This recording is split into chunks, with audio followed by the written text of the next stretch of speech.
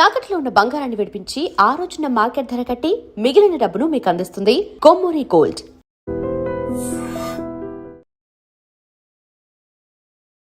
Hi hello నమస్తే, welcome back to iDream media. Breaking news, Trump 85,000 వీసాలకి రద్దు చెప్పాడంట. మరి ఎందుకు అయి ఉంటుంది? సో తెలుసుకుందాం. వీటిపై మనకి విశ్లేషణ ఇవ్వబోతున్నారు హైకోర్టు అడ్వకేట్, ఇమిగ్రేషన్ లాయర్ అయిన పృథ్వీ గారు. సార్తో మాట్లాడదాం. నమస్కారం సార్. హాయ్ విరాట్. 85,000 వీసాలు అంటే అది నార్మల్ థింగ్ కాదు, అది అంత చిన్న విషయం కూడా కాదు. ఎందుకు రద్దు చేశాడు, ఏ విషయం మీద రద్దు చేశాడు? H1 అండ్ H4 ఇవి ఎక్కువ ఉన్నాయని చెప్పేసి వినిపిస్తూ ఉంది ఇందులో వార్తలు. ఇది ఎంతవరకు నిజం?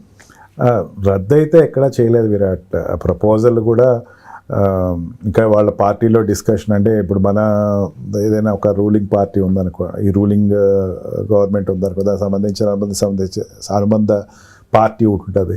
ఆ పార్టీలో ఏమన్నా వాళ్ళ హెడ్ టేబుల్ సమావేశం లేకపోతే కాఫీ టేబుల్ సమావేశం జరిగిందేమో తెలియదు, కానీ 85,000 అనేది ఎప్పుడు కూడా it's a figure wear H1B వీసాలు తీసుకెళ్లేటువంటి ఫిగర్ అది. దానిలో 40,000 to 60,000 మాస్టర్ డిగ్రీస్లో ఉండే వాళ్ళు తీసుకుంటారు. మిగతా వాళ్ళందరినీ కూడా బ్యాచిలర్ డిగ్రీస్లో ఉండే వాళ్ళు తీసుకెళ్తారు. H1B వీసాలో ఎప్పటి నుంచో నడుస్తుంది. కాకపోతే ఈసారి ఏం చేశాడంటే స్కేలింగ్ అనేది పెట్టాడు. అంటే లెవెల్ 1, లెవెల్ 2, లెవెల్ 3, లెవెల్ 4 అని ఒక స్కేల్ పెట్టాడు. లెవెల్ 4 ఎంప్లాయీ ఎట్లా ఉండాలి, సూపరింటెండెంట్ అయ్యే రేంజ్లో ఉండాలి. లెవెల్ 3 అనే వాళ్ళు ఎవరు ఉండాలి, అక్కడ కొంచెం టెక్నీషియన్ ఉండాలి. లెవెల్ 2 ఎవరు ఉండాలి, ఈ రోల్స్కి ఎవరెవరు సెలెక్ట్ అవ్వాలి అన్న దాని మీద అక్కడ ఒక స్కెచ్ చేయటం అయితే జరుగుతుంది. దాన్ని బట్టి సెలెక్షన్ అది చేయాలి. H1B అంటే లెవెల్ 1 వాళ్ళకి లెవెల్ 3, 4 వాళ్ళని సెలెక్ట్ చేసుకోకండి. లెవెల్ 1 వాళ్ళకి ఎప్పుడు కూడా అంటే హయ్యెస్ట్ పే శాలరీ ఏదైతే మీరు ఇస్తున్నారో ఆ శాలరీ అనేది రేషియోస్ అనేది చూసుకోండి. ఒక గైడ్ లైన్స్ అయితే ప్రకటించడం జరుగుతుంది. అంతేగాని 85,000 మూసేయటం, దారులు మూసేయటం అంటే కంపెనీస్ అన్నీ కూడా అక్కడ ప్యాకప్ అయిపోతాయి. ఇక్కడ నుంచి రావట్లేదు అంటే ప్యాకప్ అయిపోతాయి. ఈవెన్ రిస్ట్రిక్షన్స్ మీద ఇప్పుడు ఫైట్ జరుగుతుంది. అక్కడ $1 lakh అనేసరికి దాని మీదే గట్టి ఫైట్ జరుగుతుంది. ఈ తరుణంలో వీళ్ళు వచ్చే వాళ్ళు రావద్దు అని చెప్పేటువంటి ఇదైతే ఒక వేగ్ ఇన్ఫర్మేషన్ అయితే లేదు. యాజ్ ఆఫ్ నౌ చూసుకున్నా సరే 85,000 H1B వీసాల్లో బాగా అర్థం చేసుకోవాల్సింది ఏంటంటే H1B వీసాకి అప్లై చేసేది అవుట్ ఆఫ్ కంట్రీ నుంచి వెళ్ళేవాళ్ళు తక్కువ మందే ఉంటారు. ఆల్రెడీ అక్కడ ఉన్నవాళ్ళు F1 వీసాలో ఉన్నవాళ్ళు, L1 వీసాలో ఉన్నవాళ్ళు, B1 వీసాలో ఉన్నవాళ్ళు, మళ్ళీ డిపెండెంట్ వాళ్ళకి సంబంధించిన స్పౌసెస్ ఎవరైతే వాళ్ళు ఎక్కువ H1B వీసా అప్లై చేస్తారు.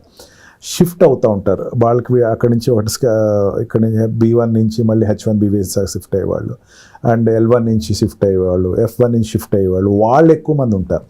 మాస్టర్ డిగ్రీస్ తీసుకుని వాళ్ళు టైం అయిపోతున్నాయి H1B తీసుకోవాలి, వాళ్ళు ఎక్కువ శాతం ఉంటారు. కానీ అమెరికా నుంచి, ఇండియా నుంచి డైరెక్ట్గా నేరుగా H1B వీసా మీద వెళ్ళిపోయి జాబ్ తెచ్చుకునే వాళ్ళు ఉంటారు.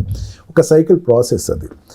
ఒక L1 వీసా మీద వెళ్తాడు, అక్కడ తర్వాత H1B వీసా షిఫ్ట్ అవుతాడు. లేదా ఇక్కడ నుంచే కంపెనీ ప్రొవైడ్ చేసేస్తే అక్కడ H1B వీసా ఈ కంపెనీ రెస్పాన్సిబిలిటీ తీసుకుంటుంది. కాగ్నిజెంట్ కానీ లేకపోతే గూగుల్ కానీ ఏదైనా రెప్యుటేటెడ్ కంపెనీ అవే ప్రొవైడ్ చేసుకుంటాయి. ఆ రకంగానే వెళ్తారు. అంటే ఈ 85,000 అన్నది అందరికీ, ఈ 85,000 అయినా సరే దీంట్లో మనకు ఒక 30,000 మనం తెచ్చుకుంటున్నాం, 30,000 ఇండియన్స్ ఆగిపోతున్నారు అన్నది చెప్పడం అయితే తప్పు. ఆల్రెడీ సెటిల్డ్ ఫిగర్స్ అవన్నీ కూడా షిఫ్ట్ అయ్యి ఒక్కొక్క సెక్టర్ నుంచి ఇంకో సెక్టర్కి వెళ్ళి ఇప్పుడు చాలామందికి ఒక డిసప్పాయింట్మెంట్ ఉంటుంది. మనం అనుకున్నట్టు షెల్ కంపెనీస్ ఉన్నాయి, షెల్ కంపెనీస్ క్లోజ్ చేశారు. క్లోజ్ చేసిన తర్వాత దాంట్లో ఎంప్లాయీస్ అందరూ బయటకు వచ్చేస్తారు. వాడు ఏమవుతాడంటే ఇప్పుడు వాడికి ఉద్యోగం లేదు, ఉద్యోగం లేదనేసరికి వాడు వెంటనే H1B వీసా అప్లై చేసేద్దాం అనుకుంటాడు. H1B వీసా కానీ ఇంకా చాలా వీసాలు ఉన్నాయి. B1 వీసాకి అప్లై చేసుకోవచ్చు, తర్వాత మళ్ళీ F1 వీసాకి అక్కడ టెక్నికల్ కోర్సెస్ చేయొచ్చు, తర్వాత దాంట్లోకి వెళ్ళచ్చు. వాడు 60 days టైం ఇస్తారు. ఎక్స్టెండ్ చేసుకుంటానంటే H1B వచ్చే వరకు వాడిని ఉంచుతారు అక్కడ, వెంటనే పంపించారు. ఆ రకంగా వెయిట్ చేసి స్లాట్ చేసుకునే వాళ్ళు ఉంటారు. ఈవెన్ ఇంటర్వ్యూస్ అయితే మెయిన్ ఏంటంటే ఈ మధ్యన ఇంతకుముందు కూడా మనం వీడియోస్లో మాట్లాడుకున్నాం, వీటి వచ్చేటువంటి సోషల్ మీడియా వెరిఫికేషన్ బాగా గట్టిగా జరుగుతుందని. ఆ సోషల్ మీడియా వెరిఫికేషన్ అనేది జరుగుతున్నప్పుడు దానిని చూసి భయపడిపోయి అవన్నీ క్లోజ్ అయిపోతాయేమో అని చెప్పేసి అనుకుంటున్నారు, కానీ అటువంటిది ఏమీ లేదు. అండ్ అటువంటి పరిస్థితి ఇప్పటికి రాదు కూడా. అండ్ వాళ్ళు కూడా ఒక స్టేట్మెంట్ రిలీజ్ చేశారు, మేము ఎవరైతే best of the best technicality ఉంటారో వాళ్ళని మేము ఎప్పుడూ వెల్కమ్ చెప్తాము, అండ్ ఎవరైతే లో నీష్ ఉన్నారో ఆ జాబ్లు అనేవి అమెరికన్స్ కన్నా వదలాల్సిన అవసరం ఉంది ఇప్పుడు. అది కూడా ఇండియన్స్కి ఇచ్చే అంత సిచ్యువేషన్ అయితే లేదు, ఇండియన్స్ అనే అదర్ కంట్రీ. సో ఆ రకంగా చూసినప్పుడు మన వాళ్ళు స్కిల్ డెవలప్మెంట్ ఏం చేయాలి? మన వాళ్ళు బెస్ట్ ఆఫ్ ద బెస్ట్ ఎప్పుడు ఇండియానే ఉంటాడు విరాట్. మనం వేరేగా సపరేట్గా చెప్పక్కర్లేదు. హైయెస్ట్ పెయిడ్ శాలరీస్కి వెళ్ళేవాళ్ళు ఇండియన్సే.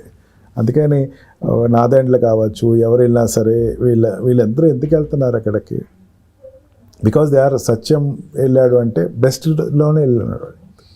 వీళ్ళందరూ కూడా అక్కడికి వెళ్ళి సపరేట్గా వీళ్ళేమి ప్రూవ్ చేసుకోవాలి. మనం వెళ్ళేది ఆప్షన్సే బెస్ట్ వాళ్ళు వెళ్తారు. సత్యనాదెల్ల, సుందర్ పిచ్చయ్య వీళ్ళందరూ కూడా బెస్ట్ జోన్స్ నుంచి వెళ్ళిన వాళ్ళే. They are skilled people from India. వాళ్ళు ఇక్కడి నుంచి వెళ్ళేటప్పుడు తర్వాత అక్కడికి వెళ్ళి ఆపర్చునిటీ. ఇప్పుడు మనకి ఏమవుతుందంటే ఇండియాలో ఒక ఎంప్లాయ్మెంట్స్కి హైయార్కీ ఉందనుకో విరాట్. ఒక ఎంప్లాయీ ఉంటాడు, ఆ ఎంప్లాయీ చాలా టాలెంటెడ్. క్యాస్ట్, క్రీడు, సెక్స్, రేస్ వల్ల ఏమవుతాడంటే వాడు ఎదగడు. అవును, వాడు అక్కడే ఉండిపోతాడు. వాడు ఎన్నాళ్ళు ఉంటాడంటే ఎవడో వచ్చి లిఫ్ట్ ఇచ్చే వరకు వాడు ఎదగడు. యూఎస్లో అట్లా కాదు. ఏ చిన్నది ప్రూవ్ చేసినా సరే వాడికి ఒక మంచి అప్రిషియల్ ఉంటుంది. ఈ అప్రైజల్స్ బట్టి వాడి ప్రమోషన్ ఉంటుంది. ఈ రకంగానే సుందర్ పిచ్చయ్య కానీ సుందర్ పిచ్చయ్య కానీ సత్యనారాయణ కానీ వీళ్ళందరూ వెళ్ళిన వాళ్ళే. అంటే వాళ్ళు ఈ రకంగా ఇండియన్స్ ఎప్పుడు కష్టపడే వ్యక్తులే.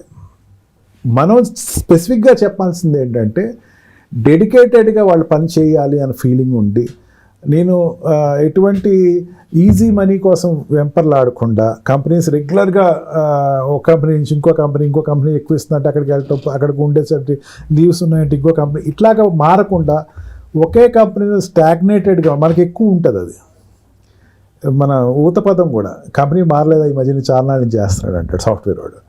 అంటే మారటం వల్ల అడ్వాంటేజ్ ఏంటంటే బ్రేక్ తీసుకుందాం అంటాడు. ఇటువంటివి కాకుండా నీ టాలెంట్ గుర్తిస్తే కనుక be there. Main health sectors ఉంటాయి విరాట్. హాస్పిటల్ వాళ్ళు అటాచ్ అయిపోతారు. ఈ హాస్పిటల్లో పనిచేసి నిరంతరం వీడు అదే హాస్పిటల్లో స్టిక్ ఆన్ అయితే డైరెక్టర్ రేంజ్కి వెళ్ళిపోతారు వీడు. మీకు మన ఇండియన్ హాస్పిటల్ ఎక్కడ దొరకదు అది ఆపర్చునిటీ. ఒక డాక్టర్ ఉన్నాడంటే ఆ డాక్టర్ ఎప్పటికీ డాక్టరే, సీనియర్ డాక్టరు, లేదా మహా అయితే డిపార్ట్మెంట్కి ఒక డీన్ అవుతాడు. కానీ అక్కడ అట్లా కాదు, డైరెక్టర్ అయిపోతాడు. అది వాడు షేర్ ఆఫర్స్ ఇస్తారు, నువ్వు చేసిన దానికి షేర్స్ ఇస్తున్నావు, ఈ షేర్స్ నువ్వు తీసుకో. షేర్స్ అక్యూములేట్ అవుతాయి, ఒక రోజుకి ఆ డైరెక్టర్ అయిపోతాడు. డైరెక్టర్ బోర్డులో కూర్చుంటాడు అక్కడ. అంటే రిటైర్మెంట్కి వచ్చేసరికి బోర్డులో కూర్చునే స్థాయి అక్కడ వరకు అక్కడ మాత్రం కంపెనీలో ఓనర్షిప్ అనేది వస్తుంది. ఈవెన్ సాఫ్ట్వేర్ కంపెనీస్ అయినా అంతే. అందుకని ఏంటంటే ఇది ఎవరు ఒక పైన ఒక వంశపారపర్యంగా ఉండే డైరెక్టర్స్ ఎవరు పైన ఉంటారు, అందరూ కూడా ఈ రకంగా సెటిల్ అయిన వాళ్ళే. అక్కడ ఉన్న ఆల్రెడీ డైరెక్టర్ ఒకప్పుడు సీనియర్గా ఉండి ప్రూవ్ చేసుకున్న వ్యక్తి. బాగా పని చేయండి, ఎదగండి, బాగా పని చేయండి, మీకు డైరెక్టర్ స్థాయికి వెళ్ళొచ్చు, కంపెనీ ఓనర్ స్థాయికి వెళ్ళొచ్చు. అదే సుందర్ పిచ్చయ్య స్టోరీ కావచ్చు, అదే సత్యం నారాయణ స్టోరీ కావచ్చు. They are no men in India. ఇప్పుడు వాళ్ళు ఇండియాలో పనిచేస్తుంటే వాళ్ళు సీనియర్ రోల్లో ఉండేవారేమో, కానీ అక్కడికి వెళ్ళి ఓనర్స్ అయ్యారు వాళ్ళు. మీరు చెప్పినట్టు నిజంగా ఓన్లీ థింగ్ మన ఇండియన్ స్టూడెంట్స్ అయి ఉండొచ్చు, H1 వెళ్ళే ఎంప్లాయీస్ అయి ఉండొచ్చు, అక్కడ అన్నెసరీ థింగ్స్, అన్నెసరీ వర్క్స్ ఇవన్నీ పక్కన పెట్టి మనం వెళ్ళిన పర్పస్ ఫుల్ఫిల్ చేసుకునే విధంగా డిగ్నిటీతో ఇన్వాల్వ్మెంట్ ఉంటూ మనం చెప్పిన పని యాజ్ టీజ్గా బెస్ట్ అవుట్పుట్ ఇస్తే డెఫినెట్లీ మీరు కూడా అంత బెస్ట్ పర్సన్. ఒక సుందర్ అంటే కరెక్షన్ తీసుకుంటుంది ఇక్కడ, ఒక సుందర్ పిచ్చయ్య కానీ సత్యనాదెల్ల కానీ అలాంటి వాళ్ళ పొజిషన్ మీరు కూడా రీచ్ అవ్వచ్చు. కాకపోతే ఎవరైతే ఈ రూల్స్కి ఎగెనెస్ట్గా వెళ్తారో డెఫినెట్లీ వాళ్ళు అక్కడ శిక్షార్హులు అవుతారు. And definitely visa cancel India కూడా వచ్చే సిచ్యువేషన్స్ ఉంటూ ఉంటాయి. సో ప్రతి ఒక్కరు కూడా ఈ రూల్స్కి సంబంధించి కొంచెం జాగ్రత్తగా ఉండండి. అండ్ ఇక H1, H4 వీసాల రద్దు అనేది ప్రస్తుతానికైతే వాస్తవం కాదు. ఈ విషయంపై మనకు క్లారిటీ ఇచ్చారు పృథ్వీ గారు. Thank you so much sir. So ఒక ప్రొఫెషనల్ హెల్ప్ కోసం, వీసాకి సంబంధించిన ఒక యాక్చువల్ అక్యురేట్ ఇన్ఫర్మేషన్ కోసం మాత్రం డెఫినెట్లీ మీరు సార్ని సంప్రదించవచ్చు. ఇక వచ్చే ఎపిసోడ్లో మళ్ళీ కలుద్దాం guys. Thank you so much. And for more videos, Please subscribe to iDream. Please subscribe to iDream. Please subscribe iDream. And please subscribe to iDream. For more videos, subscribe to iDream. please like, share and subscribe to the channel. Congratulations, iDream. Subscribe to iDream. Subscribe to iDream. So subscribe to iDream Media. iDream की iDream team अंदर की huge congratulations. Please subscribe iDream Media. Please subscribe to iDream. Subscribe iDream. Please subscribe to iDream. iDream అంటే నా కళల ఛానల్ను subscribe చేసుకున్నారు, నోరు తిరుగుతలేదు. మీరైతే గంట గుర్తు కొట్టండి. For more such videos, please subscribe to iDream. Subscribe to iDream. Please subscribe to iDream. Please subscribe iDream Media. Please do subscribe to iDream. Please subscribe to iDream Media. For best entertainment and information, please subscribe iDream. And don't forget to subscribe to iDream.